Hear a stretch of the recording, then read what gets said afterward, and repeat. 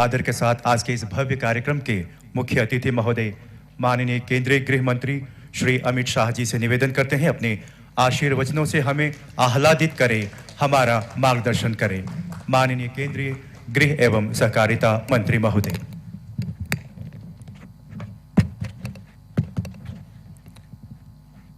मेरे साथ बोलिए, भारत माता की। क्यों भाई ऐसी आवाज आ रही है? जरा जोर से दोनों हाथ उठाकर बोलिए, भारत माता की। मंच पर उपस्थित श्रीमान प्रेमा खांडू जी, जिनके नेतृत्व में अरुणाचल में विकास की बयार देखी जा रही है, हमारे उप मुख्यमंत्री अरुणाचल प्रदेश, गृह मंत्री अरुणाचल प्रदेश, मेरे मित्र और सांसद श्रीमान तापिर गांव जी, यहां की विधायक श्रीमती पुल, यहां के विधायक श्री वाघे, मेरे साथ दिल्ली से आए हुए भारत सरकार के गृह सचिव श्रीमान भल्ला जी, धर्मेंद्र जी, मुख्य सचिव अरुणाचल प्रदेश, अनीश दयाल सिंह, आईटीबीपी के डीजी महोदय, श्री सतीश गोलचा जी, DGP Arunachal Pradesh, major general Bains जी, जीओसी, और सुनील बनवाल जी, संयुक्त सचिव गृह मंत्रालय, और आज भारत के पहले गांव में उपस्थित आप सभी अरुणाचल वासियों को बहुत प्यार भरा नमस्कार, वंदे मातरम। मित्रों, यहां आया तब रास्ते में वेदर कैसी होगी कैसी नहीं होगी, असम से उड़ते वक्त बीच में उतर जाना पड़ेगा ऐसी आशंका थी, मगर आप लोगों का प्यार ही है जो वेदर को भी ठीक कर दिया और मुझे भी यहां पर ले आया। मित्रों, आज आते आते भारत की पहले गांव के छोर पर इन पहाड़ियों की ऊंचाई के बीच में से आते हुए सैकड़ों झरनों को दाई और बाई और देखा। इस कुदरत की कृपा जो यहां पर है, इसको देखा और मन संतोष और आनंद से हृदय से भर गया। मैंने यहां उतरते ही मेरे मित्र प्रेमा खांडू को कहा कि प्रेमा जी, आप यहां एक घर ले दीजिए, जब मैं बूढ़ा हो जाऊं तब यहां पर रहने के लिए आ जाऊं, ऐसा एक घर लेकर रख दो। साच अर्थ में भारत की सीमा के रखवाले ऐसे मेरे अरुणाचल के प्यारे भाइयों बहनों, आप सभी को बहुत बहुत नमस्कार और बहुत बहुत शुभकामनाएं। ये अरुणाचल हमारे वेदों में, पुराणों में, इतिहासों में भारत में सूर्यदेव का सबसे पहला किरण जिस धरती पर पड़ता है, उसको भगवान परशुराम ने अरुणाचल का नाम दिया था। वहां से लेकर आज तक कश्मीर से कन्याकुमारी और द्वारिका से लेकर कामाख्या तक इतने बड़े देश में बच्चा बच्चा ये धरती को उगते सूर्य के प्रदेश के रूप में जानता है। और आज मैं यहां पर हूं, जो भारत माता के माथे के मुकुट का एक तेजस्वी और दैदीप्यमान मणि है, वो धरती पर हूं। मैं आज सच अर्थ में यहां आकर बहुत प्रसन्न और खुश हूं। मित्रों, किबुथु की ये धरती जहां से भारत की शुरुआत होती है, और एक गांव भारत की शुरुआत का गांव। प्रधानमंत्री जी ने पूरी बात को अलग तरीके से सम्मान के साथ रखा है।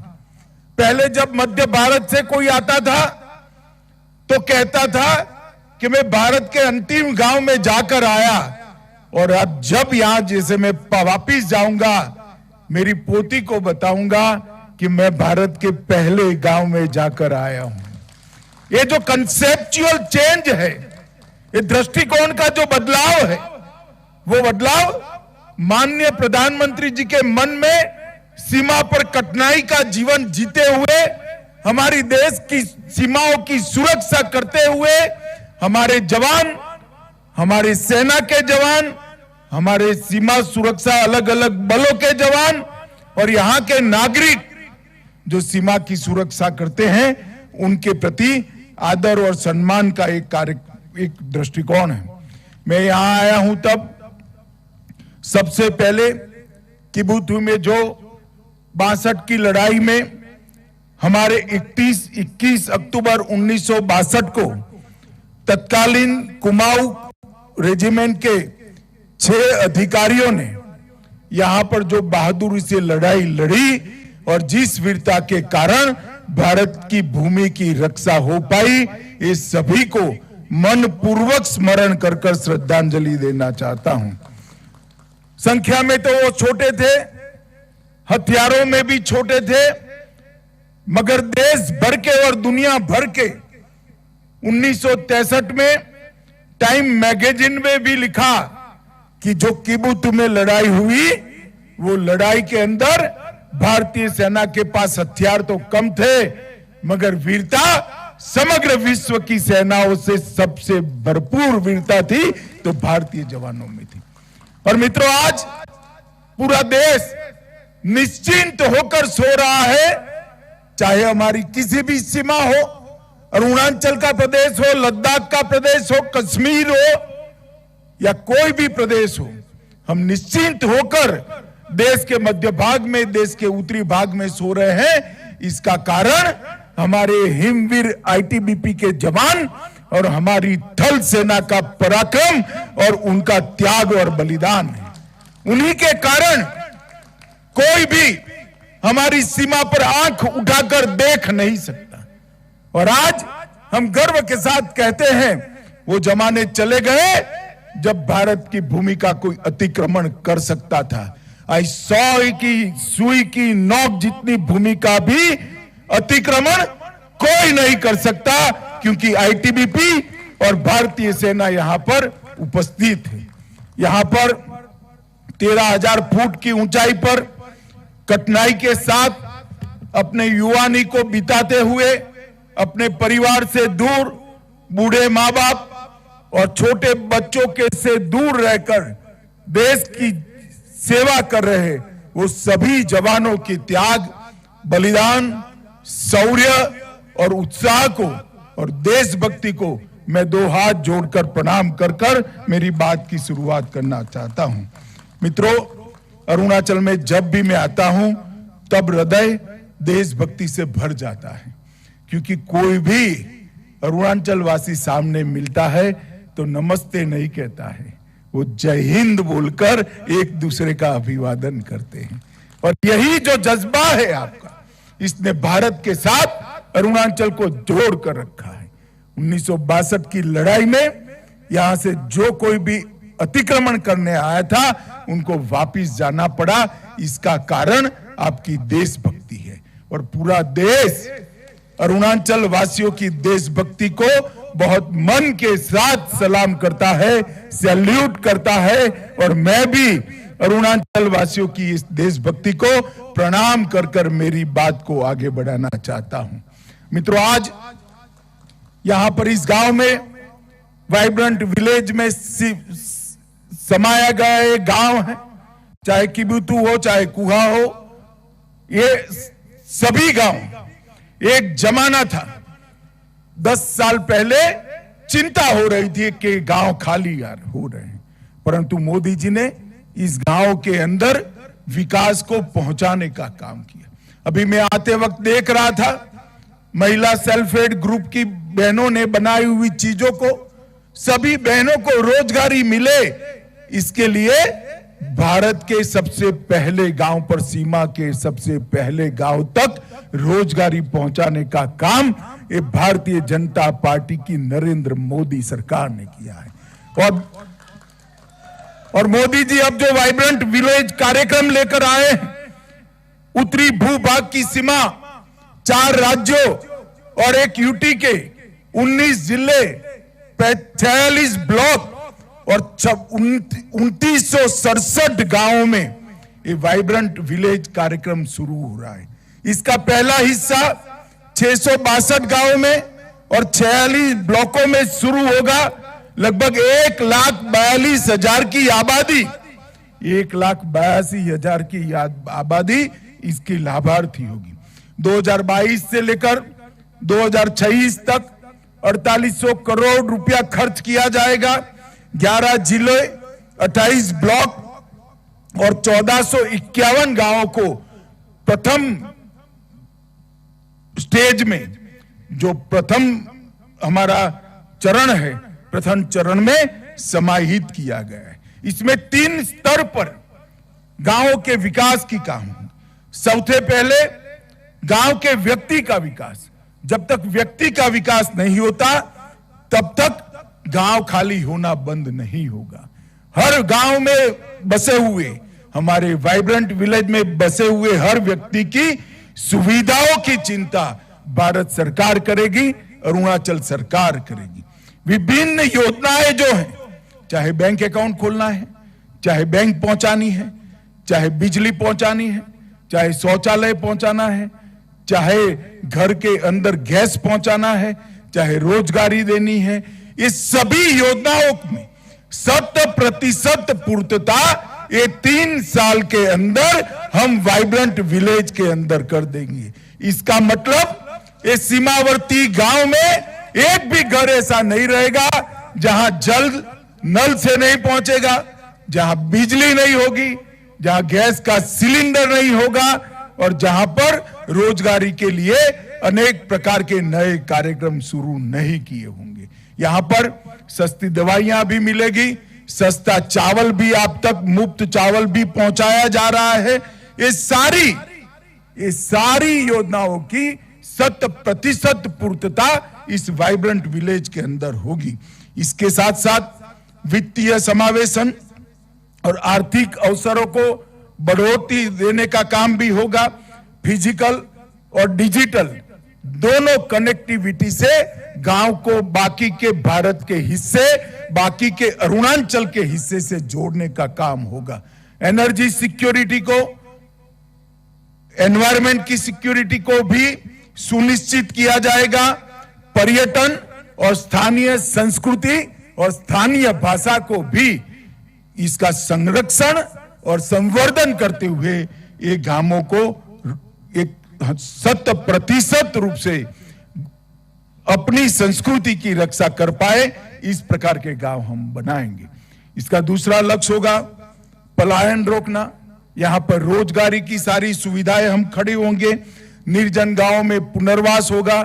हमारे उप मुख्यमंत्री जी ने बताया कि कनेक्टिविटी के कारण पहले गांवों में आबादी घट रही थी, अब गांवों में आबादी बढ़ रही है और प्रभावित गांवों में पूर्ववत स्थिति प्राप्त करने का हमने 5 साल का लक्ष्य रखा है, जिसको मैं खुद गृह मंत्रालय में से हर महीने मॉनिटर करने वाला हूं और प्रधानमंत्री जी भी गृह मंत्रालय की बार बार पृच्छा कर रहे हैं। और इसके साथ साथ तीसरा लक्ष्य है सीमावर्ती गांवों की मूलभूत इंफ्रास्ट्रक्चर। यहां पर पानी को रोककर पीने की पानी के स्रोत खड़े करना, जल विद्युत की आपूर्ति कर जल विद्युत से यहां की सेना के जवान, आईटीबीपी के जवान और ग्रामीण जनों को बिजली पहुंचाना, स्वास्थ्य की सुविधाएं खड़ी करना और आवश्यक सेवाएं सारी गांव में उपलब्ध कराना। ये 3 चरण में वाइब्रेंट विलेज कार्यक्रम होगा और इसके माध्यम से समग्र उत्तरी बॉर्डर के सभी गांव जहां से आबादी कम होने का खतरा दिखाई पड़ता था, वहां आबादी को बढ़ाने का काम करना, वहां देश भर से पर्यटन आए इस प्रकार की सुविधा करना और जो देश के शहर में जो सुविधा नागरिकों को उपलब्ध है वो सारी सुविधा आप लोगों को मिले। एक बार कनेक्टिविटी हो जाएगी तो ऑनलाइन एजुकेशन के सारे कोर्स भी पढ़ेंगे, बढ़ेंगे। हमारे बच्चे यहां से पढ़कर सारी एग्जामिनेशन के अंदर हिस्सा भी ले पाएंगे। इस प्रकार से सर्व सुविधाओं से युक्त एक गांव बनाने का हमने काम किया है। वाइब्रेंट विलेज प्रोग्राम को मिशन मोड में हम लेंगे। वाइब्रेंट विलेज एक्शन प्लान तैयार कर दिया गया है। केंद्र, राज्य, जिला स्तर पर और ब्लॉक स्तर पर प्रशासन, इससे नीचे भी ग्राम सभा और पंचायत स्तर की भागीदारी और जिम्मेदारी दोनों सुनिश्चित कर ली गई है और सभी योजनाओं का कन्वर्जन 100% हो, इस प्रकार की इस योजना को इंटीग्रेटेड और कोऑर्डिनेटेड तरीके से तैयार किया गया है।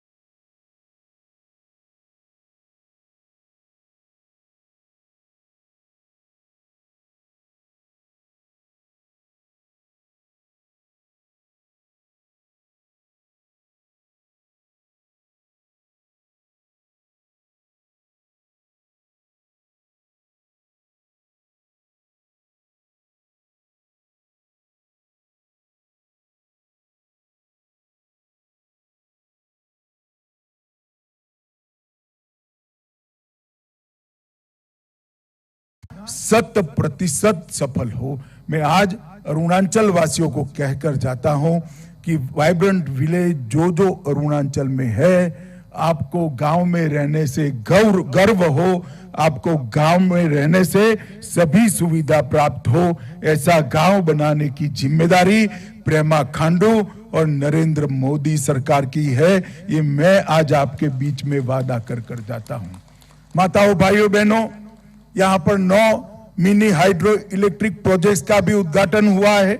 लगभग ये 9 परियोजना पूर्ण हो चुकी है। इसकी संस्थापित क्षमता 725 किलोवाट है। लगभग 30 करोड़ की लागत से ये योजनाओं को पूरा किया गया है और ऐसी छोटी छोटी योजनाओं को एक्सप्लोर कर ही हम अरुणाचल जैसे विषम भौगोलिक परिस्थिति वाले राज्य में गांवों की बिजली की आपूर्ति को सुनिश्चित करेंगे। गांवों की तो होगी, ये हमारी प्रायोरिटी है। इसके साथ साथ सीमा पर बसे हुए आईटीबीपी के हमारे हिमवीर और हमारी भारतीय सेना के हर जवान को भी सभी सुविधा इतनी ऊंचाई पर ठंडी में मिल पाए, ठंड में मिल पाए, इस प्रकार की व्यवस्था इस योजनाओं से होगी। और इन 9 परियोजनाएं से अंतरराष्ट्रीय सीमा पर सेना और आईटीबीपी के 11 संस्थानों को भी इसका फायदा मिलने वाला है। और आज आईटीबीपी की 14 परियोजनाएं 120 करोड़ रुपए की है, जो अरुणाचल, बिहार, केरल, आंध्र प्रदेश, ये सभी जगह पे है। आज इसका उद्घाटन हुआ है। क्षेत्रीय मुख्यालय, जवानों के लिए अच्छे बैरक, मैस, एमआई रूम, आवासीय भवन, ये सभी सुविधाएं इससे बढ़ने वाली है। मित्रों, आज यहां पर प्रेमा खांडू जी के नेतृत्व में मैंने महिला सेल्फ हेल्प ग्रुप का काम देखा है। वर्तमान में छोटे से राज्य अरुणाचल में 6,600 सेल्फ हेल्प ग्रुप का गठन कर दिया गया है और 53,000 से ज्यादा महिलाओं को रोजगारी इस सेल्फ हेल्प ग्रुप के माध्यम से मिल रही है। मित्रों, ये उपलब्धि बहुत बड़ी है। ये सशक्तिकरण जो हो रहा है गांव में रहती हुई बहनों का, उनके पास हुनर है, मेहनत करने की तैयारी है। इस सेल्फ हेल्प ग्रुप के माध्यम से उनको मार्केट भी मिल रहा है और रोजगारी भी मिल रही है और उसके हुनर को शहरों को साथ जोड़ने का काम आज यहां पर हुआ है। मैं इसके लिए हमारे मुख्यमंत्री प्रेमा खांडू जी को बहुत बहुत मन से बधाई देना चाहता हूं। मित्रों, आज जब मैं अरुणाचल में आया हूं तब समग्र उत्तर पूर्व को, समग्र नॉर्थ ईस्ट को 2014 के पहले एक समस्या युक्त, समस्याग्रस्त क्षेत्र के रूप में जाना जाता था। मगर 9 साल के अंदर ही मोदी जी की लुक ईस्ट पॉलिसी के कारण नॉर्थ ईस्ट अब समस्या युक्त क्षेत्र नहीं माना जाता है। नॉर्थ ईस्ट देश के विकास में कंट्रीब्यूट करने वाले क्षेत्र के रूप में पूरा देश आज नॉर्थ ईस्ट को जान रहा है। और इसका मेन कारण है, एक जमाने में दिल्ली में बैठे हुए नेताओं की आलस के कारण, गलत दृष्टिकोण के कारण एक क्षेत्र विवादित था, उग्रवादी से ग्रस्त था और यहां पर शांति नहीं थी, विकास नहीं थी, कनेक्टिविटी नहीं थी। आज विवाद समाप्त हो रहे हैं, उग्रवाद समाप्त हो रहा है और विकास और शांति के नए युग की शुरुआत हो रही है। मित्रों, मोदी जी ने 3 स्तर पर काम चालू किया। उत्तर पूर्व की अभूतपूर्व सांस्कृतिक विरासत का संरक्षण किया, विवादों को शांत कर शांति की स्थापना की। 8,000 से ज्यादा उग्रवादी सरेंडर कर चुके हैं 9 साल में। ये बहुत बड़ी उपलब्धि है। और 2014 की तुलना में कहे तो 2022 में हिंसा में 67% की कमी आई है। सुरक्षा बलों के हताहत होने में 60% की कमी आई है और नागरिकों की मौत में 83% की कमी आई है। और ये बहुत बड़ी उपलब्धि है। हमने उत्तर पूर्व में शांति के लिए ढेर सारे समझौते किए। असम अरुणाचल प्रदेश का अंतरराज्यीय सीमा समझौता पर होने की कगार में है। ब्रू समझौता किया 2020 में, जिससे 40,000 परिवार 30 साल से अपने ही देश में गुलामों जैसी जीवन जी रहे थे, उनको त्रिपुरा में पुनर्वसन किया गया। NLFT का समझौता हुआ 2019 में, जिसमें ढेर सारे युवाओं ने हथियार डाल दिए। बोडो समझौता हुआ 1500 करोड़ का विकास का पैकेज दिया गया और 1615 युवाओं ने अपने हथियार डाले। कार्बी आंगलोंग का समझौता हुआ, 1000 से ज्यादा सशस्त्र कैडर ने अपने हथियार डाले हुए 8 आदिवासी समूहों के साथ समझौता किया। इसमें 1182 कैडर ने हथियार डाले। असम और मेघालय की अंतरराज्यीय सीमा के अंदर भी समझौता हुआ और 70% सीमा विवाद समाप्त हो चुका है। मित्रों, अब सपा के परिघे में भी बहुत बड़ी कमी आई है। एक जमाने में अब सपा हटाना चाहिए, यहाँ के लोग मांग करते थे। कांग्रेस ने अपने चुनावी घोषणा पत्र में कहा था कि अब सपा हटा लीजिए। हमने कहा था कि अब सपा नहीं हटाएंगे। सेना और सशस्त्र बलों के लिए जरूरी कानून है, परंतु हम ऐसी स्थिति रखेंगे कि अब सपा लगाना ही न पड़े। और आज मैं बड़े आनंद और गर्व के साथ कह रहा हूं कि 70% नॉर्थ ईस्ट के अंदर से अब सपा को हटा लिया गया है। आज अब सपा नहीं है और वो दिन दूर नहीं है कि समग्र उत्तर पूर्व के अंदर से अब सपा को हटा लिया जाएगा। सेना के जवानों का सम्मान हो रहा है, सशस्त्र बलों के जवानों का सम्मान हो रहा है और शस्त्र लेकर जो युवा घूमते थे, आज वो मेन स्ट्रीम में आकर मोदी जी के नेतृत्व में भारत के विकास के काम में लग गए हैं। ये हमारी नीति है। सीमा के लिए भी लगभग 15,000 किलोमीटर से लंबी भूमि सीमा को हमने सुरक्षा की दृष्टि से कोई इसके अंदर कोई लोग गोताही नहीं बरतते। हमारी नीति स्पष्ट है। हम सबसे शांति चाहते हैं, मगर हमारे देश की 1 इंच भूमि पर भी कोई अतिक्रमण नहीं कर सकेगा। हमारी सेना और हमारी सीमा इसके सम्मान के साथ कोई समझौता नहीं कर सकेगा। ये हमारी सरकार की नीति है, नरेंद्र मोदी सरकार की नीति। और इसके कारण हमने सीमाओं की सुरक्षा को ही राष्ट्र की सुरक्षा माना है। इसके आगे और कोई संदेश हो नहीं सकता। सीमा की सुरक्षा ही राष्ट्र की सुरक्षा होती है। इसलिए सीमा पर इंफ्रास्ट्रक्चर को नरेंद्र मोदी जी ने अपनी प्रायोरिटी में रखा है। 2014 से 2023 तक 547 किलोमीटर की बॉर्डर फेंसिंग का काम पूरा कर लिया गया है। 1100 किलोमीटर से ज्यादा बॉर्डर रोड का निर्माण किया है। 1057 किलोमीटर पर फ्लड लाइट लगाने का काम हुआ है। 468 बॉर्डर ऑब्जर्वेशन पॉइंट्स BOPs लगाने का पोस्ट लगाने का काम भी पूरा हो गया है।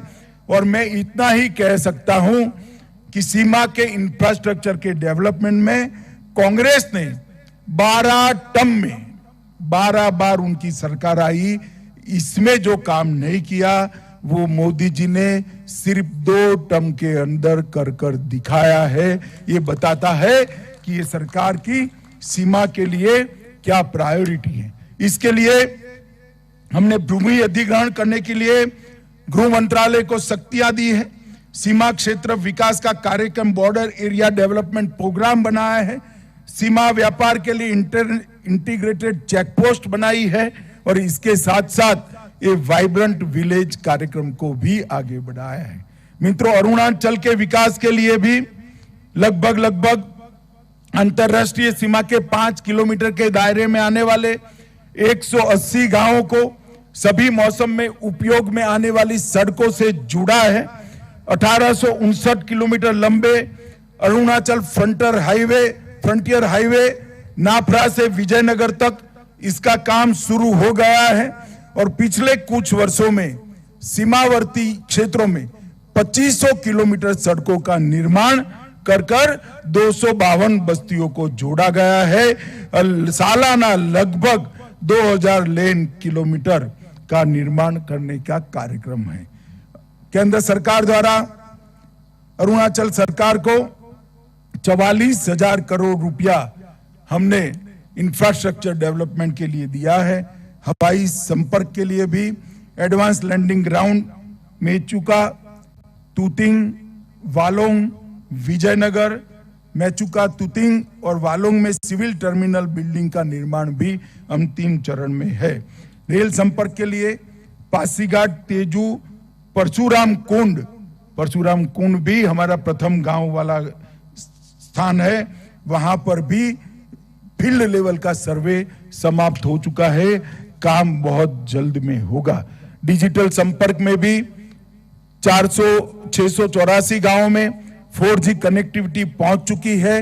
विद्युत सीमा क्षेत्रों में प्रकाश की व्यवस्था लगभग 1327 सीमावर्ती गांवों का विद्युतीकरण किया गया है और 728 गांवों में 6000 सौर स्ट्रीट लाइट भी लगाने का काम हुआ है। मित्रों, मैं इसलिए बता रहा हूं कि नरेंद्र मोदी जी की और नरेंद्र मोदी सरकार की सबसे बड़ी प्राथमिकता हमारा सीमा का क्षेत्र है। आज मैं यहां आया हूं तब समग्र वाइब्रेंट विलेज प्रोग्राम का भी रिव्यू यहां पर रखा गया है और अभी हेलीकॉप्टर चला गया, सभी लोग देख रहे थे, हेलीकॉप्टर चला गया। अमित शाह यहां बैठे हैं, कैसे जाएंगे? मैं कहीं नहीं जा रहा, आज आपके गांव में आपके साथ रुककर आपके साथ भोजन कर जाने वाला हूं। कल दोपहर को जाऊंगा। मित्रों, ये जो अप्रोच है मोदी जी ने, और मैं अकेला नहीं, समग्र मंत्रिमंडल को वाइब्रेंट विलेज के अंदर एक रात रुकने के लिए मोदी जी ने बात कही है और भारत सरकार के सभी मंत्री कोई न कोई वाइब्रेंट विलेज में जा रहे हैं। ये बहुत बड़ी बात है। ये अप्रोच जो है वो दूरिया रोड से कम नहीं होती है, दूरिया एयरपोर्ट से कम नहीं होती है, दूरिया रेलवे से कम नहीं होती है, दूरिया मन के लगाव और प्यार से कम होती है। और ये दूरिया कम करने का काम नरेंद्र मोदी जी ने किया है। आज मैं आया हूं तब अरुणाचल के संपूर्ण विकास के लिए प्रेमा खांडू की सरकार को मन से बहुत बहुत बधाई देना चाहता हूं। इनके नेतृत्व में अरुणाचल दिन दूनी रात चौगुनी प्रगति कर रहा है। नीचे प्रेमा खांडू, ऊपर नरेंद्र मोदी, ये जो डबल इंजन की सरकार है वो अरुणाचल को समग्र देश में छोटे राज्यों में सबसे विकसित राज्य बनाएगी, इसका मुझे पूरा भरोसा है। आज वाइब्रेंट विलेज के गांव वासियों को मैं हृदय से बहुत बहुत बधाई और शुभकामनाएं देना चाहता हूं। मोदी जी ने जो योजना बनाई है, आप भरोसा रखना वो योजना को हम जमीन पर उतारेंगे और एक गांव को वाइब्रेंट विलेज बनाकर देश का पहला गांव कहलाने में आपको गर्व हो, ऐसा गांव बनाकर ही दम लेंगे। आप इतनी देरी होने के बावजूद इतने दूर दूर से पहाड़ियों पर से यहां तक आए हैं, इसलिए ये आओ भगत के लिए, इस स्वागत के लिए और आपके दर्शन करने का मुझे आपने मौका दिया, इसलिए मैं हृदय से भारत सरकार के प्रधानमंत्री और मेरी ओर से आप लोगों का बहुत बहुत धन्यवाद करता हूं, बहुत बहुत आभार व्यक्त करता हूं। मेरे साथ एक बार जोर से ये पहाड़ियों में सब जगह गूंज जाए, ऐसी जोर से बोलिए भारत माता की। अरे जोर से बोलिए, मोदी जी तक आवाज जानी चाहिए। दोनों हाथ उठाइए, मुट्ठी भींचे और प्रचंड आवाज से बोलिए भारत माता की, भारत माता की, भारत माता की। जय हिंद।